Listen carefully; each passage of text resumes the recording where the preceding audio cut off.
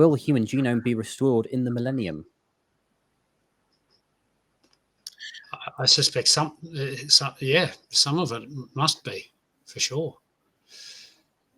Don't you think? Of course. Well, yeah, at this point we're going into the more eschatological interpretations, which, of course, there are many different views of the millennium, depending on whether you are pre, post, A, or something else. I think that there has to be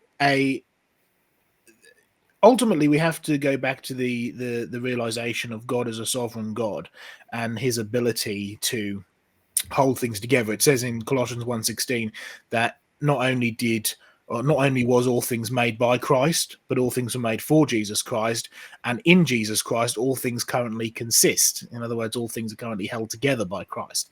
And so there's a sustaining power of Christ that is happening today, and will happen going forward in the future, and has happened ever since the beginning of time. And so however you wish to interpret the millennium, the one thing you have to come to a recognition of is that Jesus Christ is the one who holds all things together, yesterday, today, and forever.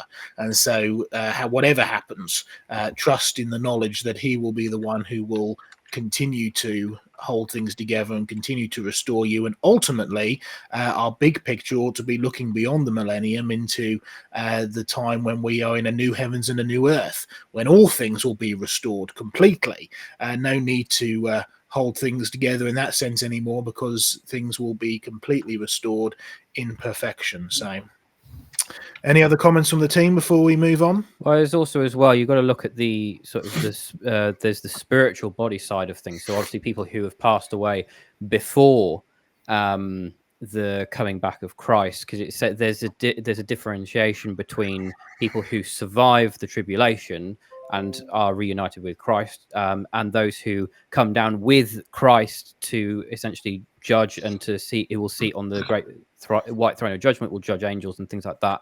Well, because we are given new bodies in heaven, spiritual bodies. Who's to say we will have a human genome for a spiritual body? I would probably hazard a guess, probably not, because it's a spiritual body, not a made up of DNA and things like that. But we don't necessarily know.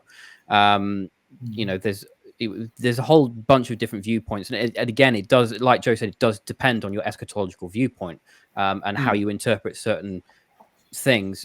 If there is a human genome, then I would probably bet my I don't really have a hat. I'd probably eat a hat if I had one. If there wasn't any restoration of the human genome, considering how much corruption and destruction we already have, for instance, with cancer and things like that. Can I just make a quick comment on that? In Isaiah 65, which is generally looked at as an eschatological passage, it says, it's a difficult never again, word, isn't it, Craig? It is. Yeah, I just stumbled over that. But it says, never again will there be in it an infant who lives but a few days, or an old man who does not live out his years. The one who dies at 100 will be thought a mere child. The one who fails to reach 100 will be considered accursed. Now, if the current genetic situation remains, then that seems very, very strange that could be true.